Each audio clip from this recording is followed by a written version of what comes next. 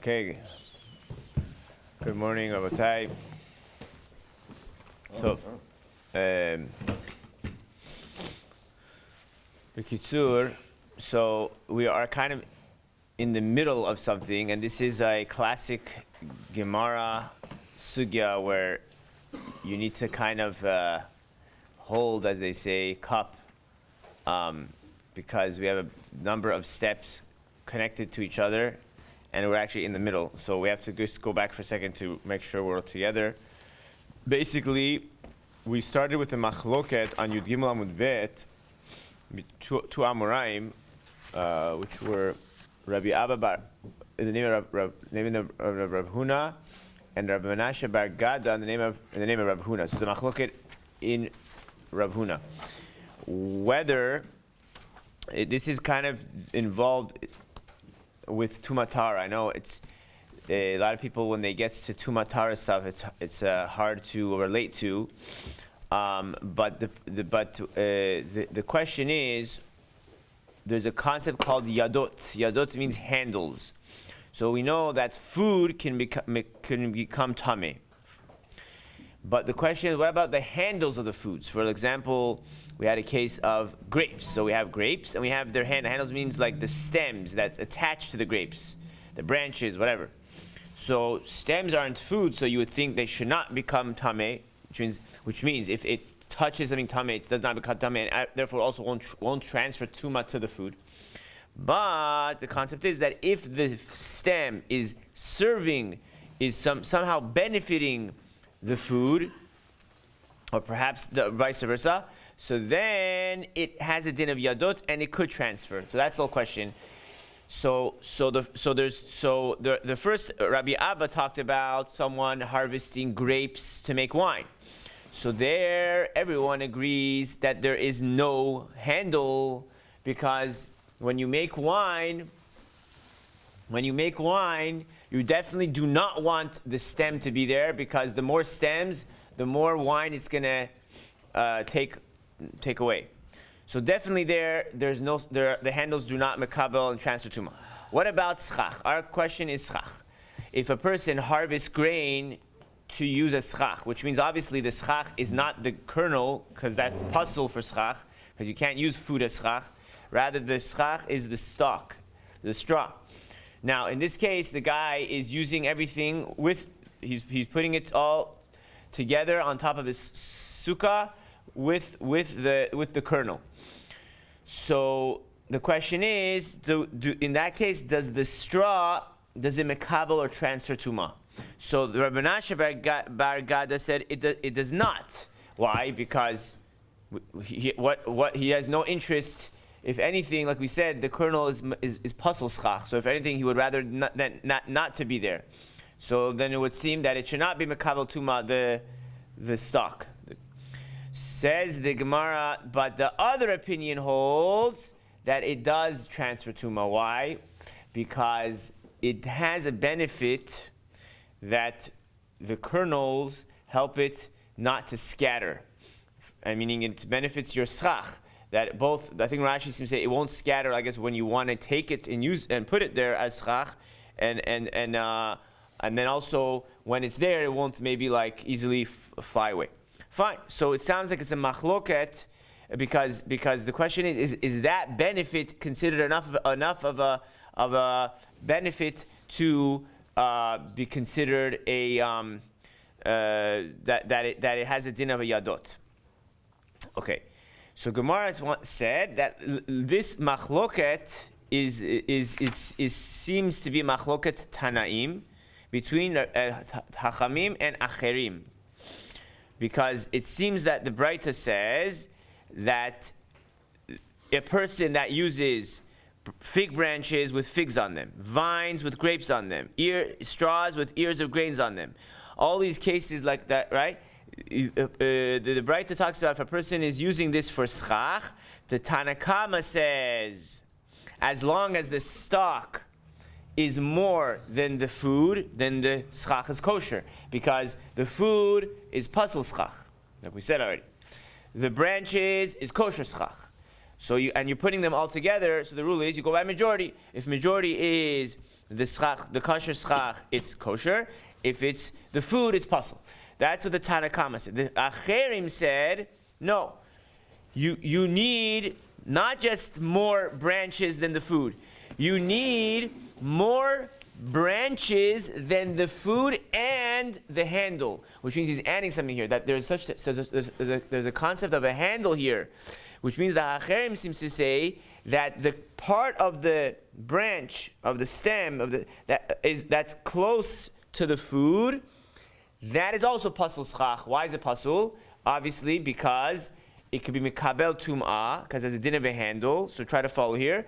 That we know that the rule is that anything that's mikabel tum'ah is not kosher schach. Remember, that was one of the rules. In order to be kosher schach, it cannot be mikabel tum'ah. So therefore, says Acherim, since the part of the stalk that's closest to the food can't be mikabel tum'ah, is a din of the yad. So therefore, that's pasul. So in order to be kosher, you need enough branch. Remember, it's all the same branch, but there's a part of the branch that's close to the fruit, that's right next to the fruit, that has a din of the handle because that's serving it. The rest of the branch is not have a din of a handle, and it says that in the Mishnah in Uksin it talks about how much of the branch, right? So the point is, according to Achaim, you need more of that part of the branch that's not the handle. You need a majority of that in order to be kosher schach. So there has to be, understand? The point is always that you need more kosher schach than non-kosher schach. According to Tanna Kama, it's only the fruit that's the non-kosher, so as long as you have more branch than fruit, you're good. According to Acherim, you need more of the non-handle part than the food plus the handle in order to be kosher schach. Okay? That was the machloket Tanna Kama and Acherim. So what does it seem from here? That it's a machloket Tanna Kama and Acherim, whether by schach the handle has a din of a handle. That's what it seems. It seems the same machloket as the Amoraim. Right? That's what it seems to be, the same machloket. Gemara says, okay, but no. Perhaps Rabbi Menashia will argue back that even Acherim will agree with him. In other words, Rabbi Menashia is the one that said that when it comes to schach, there's no such thing as a handle for Tumah. He says even Acherim, that seems to say there is a handle for Tumah, for Schach, he'll agree with me. Why? Because Acherim and the Tanna Kama are talking about a case where you originally cut the straw and the grain or the figs or the grapes or whatever you're cutting. You originally cut it not for Schach. You originally cut it for eating. The original intention was eating. Everyone agrees when you cut it for eating, let's say these stalks of grain, yeah, then there is a handle, because we just said that, or we didn't say, but everyone agrees because there you do want the stalk because it helps you to like tie it together, whatever it is. So everyone agrees there that the handle is mekabel tuma. Oh, so that's why Achem say here that the handle is mekabel tuma. And so in other words, the case is that after he cut it to use as food, to eat, then he changed his mind. And what? He decided to use it for schach. So there Achem says it's still mekabel tuma, because since it originally was mekabel tuma, then it's continued. Tanna Kama says once you change your mind, you take away the status of tumah from the handle. The Gemara said, I know this is all still review, the Gemara said, wait a second. If all you did was just change your mind from using it for food to using it for schach, how, according to the Tanna Kama, does that take away the status of tumah from the handle? We have a Mishnah, which is basically what we got to now, Yudalim and Aleph on the top, that in general, the only way you take away tumah from something is not by thinking. You need to do an action, right? So we said that, let's say the classic case was you're making a tablecloth out of leather, okay? And so you're processing the leather. So now, originally you were planning to, let's say, use this leather to make a shoe. So for a shoe, you need to do a lot more things. You suddenly decide, no, I want to use it for a tablecloth. Once you use a tablecloth, that means you're saying you're done. You have nothing else. It's finished. Once it's finished, the rule is that a kli that's finished, it can be mekabel tuma. So the second you decided to use it for a tablecloth, now it's mekabel tuma. Because now, then you're like, no, I changed my mind. I want to use it for a shoe. Well, just because you decide to now use it for a shoe is not going to now take away its ability to makabel tuma. Because the machshava is not enough to take away the ability to. It can bring the tuma. It can make it finish. Can take away. The only way to take it away, we said, is you have to do something. You have to start like cutting it now to show that you're not done yet, and then you can take away the tuma. So we're saying if that's the case, so here too, just because the guy decided to use the stalks for schach, how should that be able to take away the tuma from the handles? That was the question. Now that's what we'll start from there. Fifth line from the top of Yudal Amud Aleph. The Gemara says, "V'chitema hani mili kelim." Maybe you're going to tell me tachashivi that the only time that thought is not enough to take away the tuma is by a keli. Keli is a utensil. Since chashivi means since it's important, something that's important, you need more than a thought to take away the tuma. Aval yadot, but a handle, which is only an accessory. It's only something that's serving the food. So perhaps the machshava nasa or machshava salka, that the thought is enough to take it to tuma, and the thought is enough to take it away from tuma. Meaning perhaps that right? You understand? So the Gemara says, no, we can't say that either. We learned in the Mishnah, it says in the Mishnah that any handle of a food, shebisasan, that you were mevases. You have to see what mevases means. But if you mevases the handle, then in the threshing floor, tahorot. Now the Gemara says, bishlama. It's basically the Mishnah saying that once you did something to a bisasan, it's now the handle cannot be mekabel tuma. Now the question is, what is bisasan? Bishalaman damar bisasan hitir agudan shapir. If you say bisasan means you just untied it. So again, the case is you have a bundle of grain, okay, and then so according to one understanding, the Mishnah is saying once you untie the bundle, now the handle cannot be mekabel tuma. Why? Because by untying it, you show that you're not interested in the handle. Again, the main use of the handle here means the straw part, the stalk. The main use is to help you to tie it together. It helps you to, right? So the second you untie it, you're showing you don't really need the handle. You don't care about it, and therefore, that's why according to this understanding, it's now not mekabel tuma. So if you say that all you did is untie it, so then the Mishnah is actually a proof that you don't need to do an action. Now you're going to say, what do you mean? Untying is an action. Yeah. It says no. Untying is not enough of an action to, in general, it's just like undoing something. In general, in order to take away the tuma, you have to do an action, like the case of the leather, it's like start cutting the leather, actually do something like to change the object. Here you're just untying, that's not enough. Therefore, according to this understanding, yes, you have a good proof that for handles, you don't need an action. Machshava is enough. Right? But according to understanding that bisasan doesn't mean, it means mamash, you stepped and crushed the straw, you stepped on it. Oh, so that's a real action. And that, meaning by crushing and stepping on it, you're showing that you don't really have a use for you don't care for the straw. So then according to that, Michael Memar, you have no proof that machshava is enough for handles. Okay? So the Gemara says, so at this point, the Gemara answers, now we have to go back, if you remember what we're doing, because we were like 10 steps. Okay? The point is that going back to our case of schach, the question is that in the Braita, how could the Tanakama hold that the stalk is not mekabel tuma if all you did was change your mind from using it for food to using it for schach? We just proved that machshava is not enough. So when it says you're right, according to this understanding, the guy didn't just decide to use it for schach. He actually started to crush the straw, and that's why Tanakama holds that it's not mekabel tuma, because you did an action. Okay, so you did it. So the Gemara says, so if you did that, now we have to go back to the second opinion. Remember, Tanakama holds that this straw does not mekabel tuma, and Acherim hold it is mekabel tuma.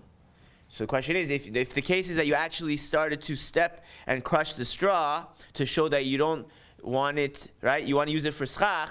So then why would Acherim hold that it's still makabel tuma? The Gemara says, Acherim hold like Rabbi Yossi that stepping on it is still not enough to take away the tuma. Now the question obviously is, what? Why would crushing not be enough? What else? Right? So the Gemara says, "Hi, my. What kind of bishlama?" The Gemara is going to tell you that even Rabbi Yossi, hi, my. What's bishlama hatam ta'amad Rabbi Yossi chazlik Rabbi Shlomo Lakish? Says that's not a good answer because I understand why Rabbi Yossi holds in the Mishnah that when you actually crush the grain, again in that Mishnah, we're not talking about schach. We're talking about that the guy originally he tied this grain together, and then he decided he doesn't care about the handle so much. Meaning he doesn't care and he doesn't need to tie it together anymore. So what did he do? We said he started to crush the straw. Okay, so Rabbi Yossi says it's still the straw is still makabel tuma. So the Gemara says, one second. I understand why Rabbi Yossi says why it's still makabel over there because like of what Rabbi Shlomo Lakish told us. What? The point is that you have to explain why, according to Rabbi Yossi, it's makabel tuma. The only way it can be makabel tuma is that there is still a need for the straw. Remember, the only time a handle is makabel tuma is only if it's still serving the food. The second it doesn't serve the food, doesn't have any benefit for the food, it stops. So you have to explain why, according to Rabbi Yossi, even after you crush the straw, there's still a benefit to the food. So Gemara says, yes, Rabbi Shlomo Lakish told us. Why? Because what do we do after you crush this? There's a process of winnowing.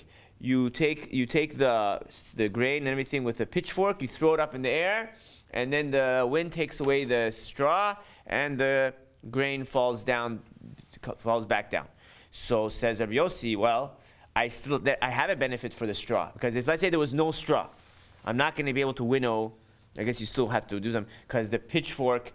The grain is the kernels are gonna fall through the pitchforks, right? So therefore the straw is still helping me here. Oh, so that's why by that over there Rabbi Yossi holds that the handles are still makabel tuma, but over here when you want to use it for schach, after I crush the grain, what benefit does the kernels have for the straw?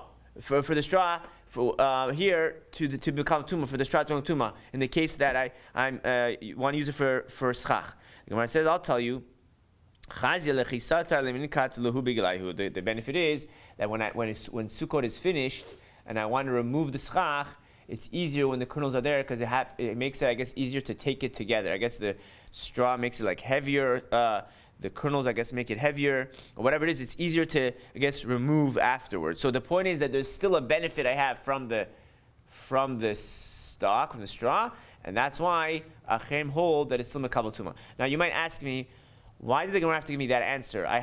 Didn't the Gemara already say earlier, if you remember, that there's another benefit? Remember that when we said that the kernels help the straw not to scatter. Remember we said that. That's why, according to who? According to the first Amora, Rabbi Abba, the reason why he holds the straw is makabel tuma is because, like we said, that it helps the kernels make it heavier, and it helps the schach not to scatter. So the question is why did the Gemara not give that answer, that reasoning here as well? So that is the Gemara that does not ask that. The Mefarshim have to deal with that. Okay, so at this point we finished, at least for now. This point is that we have a machloket amoraim whether handles of a schach is makabel tuma. According to Rabbi Abba, it does because it's but according to Rabbi Menashe, it does not, and it's potentially also machloket tanaim. But we tried to say that according to Rabbi Menashe, perhaps it's not really machloket because the case of the Braita of Acherim, and Tanakama is not talking about when you originally cut it for schach. Rather, you cut it for food, and since you cut it for food, according to Acherim, since it was mekabel tuma originally for that, so therefore it still is mekabel tuma even when you use it for schach, since it still has a benefit when used for schach, either because you didn't do any action, you just changed your machshava, or if you use action, it still has a benefit, like we said. Okay, but you do see something that this benefit of the schach is a very small benefit. That's why it's only a machloket whether it's still enough to keep the tuma.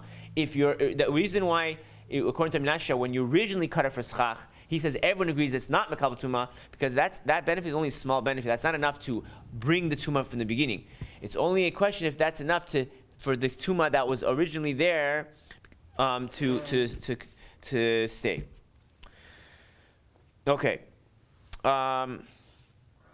Like I said, this is a classic sugi of Gemara, and it helps you to work on your focus. Now let's continue. The Gemara is going to go back for a second just to deal with one point that we mentioned earlier, and that's why the Gemara says gufa. Whenever the Gemara says gufa, it's going back to analyze a certain point that was mentioned earlier. Gufa. We're on 1, 2, 3, 4, 5th wide line. Second word. Gufa. This is actually a Mishnah.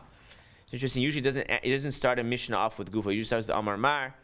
Okay. I think Rashi deals with that. Anyway, the Mishnah said, we said this already, that if you crush the grain, right, or bisasan, when you bisasan the grain, so then according to the Tanakama, there's no more tuma on the handles, and according to Rabbi Yossi, there is. What's the meaning of bisasan? So Rabbi Yochanan Amar bisasan, Rabbi Yochanan says you crushed it. Rabbi Elazar Omer, hitir gagdan, all you did was just untie it. So the Gemara asks, Bishlama, Rabbi Elazar, according to Rabbi Elazar, who says you just untied it, that makes sense why Rabbi Yossi holds his stomach, because you just untied it, which means you didn't do a real action.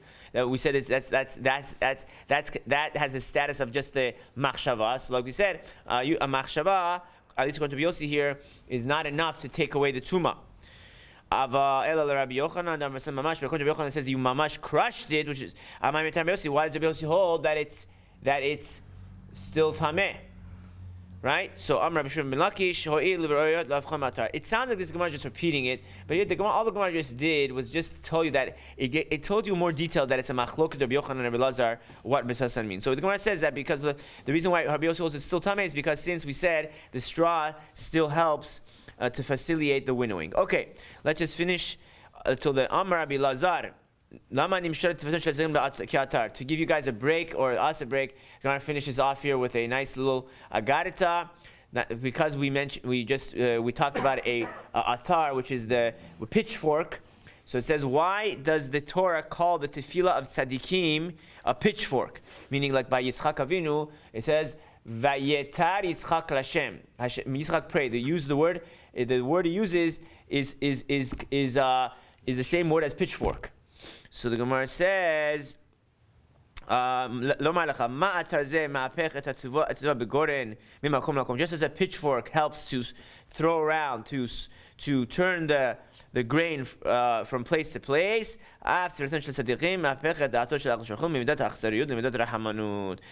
of tzaddikim helps to switch the midah of Hashem's, so to speak, da'at from cruelty to mercy, which means tzaddikim especially, their tefillah can cancel the decrees. That's why we try to ask tzaddikim to pray. They have this certain koach, and yeah, why? Because since they have such kedusha, they have the reason usually is that they go so against their own nature. So the more a person goes against his nature, Hashem will also change nature for us. Okay. Got to the Mishnah. I guess we could start the Mishnah, yeah? Matnitin, Mesachachin ben Isarin, Rabbi Yehuda. So now we have a machloket, Rabbi Yehuda and our mayor. Are we allowed to use a wooden board for schach? Now, what's the question? So remember, the rule for schach is A, it has to grow from the ground. B, it cannot be mekabel tuma. Okay, well, a wooden board, we're talking about, like I say, a flat wooden board. So it does grow from the ground. And l'chor is not mekabel tumah. Why is it not mekabel tumah? Even though we said a kli, a utensil, is mekabel tumah, and this you would say maybe, but there's a rule that for wood to mekabel tumah, it has to be, it have to have a bet kibul, has to be something that can hold something, which means it cannot be if it's completely flat. So it's not mekabel tumah. So you would say therefore a wooden board should be kosher schach. So therefore, Rabbi Yehuda Taka says that it's good. You could use. Rabbi Meir says no. Now we have to know why. Why did Rabbi Meir say no? Okay. Natan aleha neser. Now let's say you put a board shurachav arba'at tefachim. If the board is 4 tefachim wide, kesherah, the sukkah is kosher. It means the sukkah is kosher. Uvilvad shelo tahtav. As long as you don't sleep under the board. So here the Mishnah suddenly tells you that it seems that from here that everyone agrees that a board that's 4 tefachim wide is not kosher schach. So it's the point is the Mishnah telling you that the rest of the sukkah is kosher, but that part is not, so don't sleep under it. Now the question is, does that only Rabbi Meir? Because we just said it sounds like only Rabbi Meir said it's a problem. So that's the question we have to see. Now, Amar Rav Gemara. Amar Rav Machloket bin Isarin Sheshvan Arba'ah. The entire machloket between Rabbi Meir and Rabbi Yehuda is when the board has at least 4 tefachim wide. Why? The Rabbi Meir itla gzat tikra, Rabbi Yehuda let gzat tikra. The machloket is, did the Chachamim make a 4 tefachim wide puzzle because of, what does that mean? Gezerat tikra. You see, let's say in these days, I guess, whatever, but if it's common to use boards as your roof of your house, so imagine a guy's sitting at home, and he's like, wait a second, I see boards here, why can't I just use this as my sukkah? So he would say, okay, this is my sukkah, and that's it. And the problem is, that's for sure pasul. Why is it pasul? Because first of all, because the Torah says sukkot arai. Let me see if I can explain, say it the right way. How are boards even okay? It's just a flat board. What kind of board are we talking about here? A board? Oh, a 2x4. 2x4. Well, here we're literally talking about 2x4s. What happened? No, I'm just asking. A board. Whenever I think about a sheet of plywood. It's a board. Yeah, a wooden board. Okay. That's 4 tefachim wide, whatever that is. But it says here that why is a house not a kosher sukkah? If let's say your whole house is this. So it says because the Torah specifies a sukkah, which is a structure that merely provides shade from the sun, which by definition excludes the house in which one lives all year round. In other words, by definition, a sukkah, I guess, has to be something more of a temporary situation.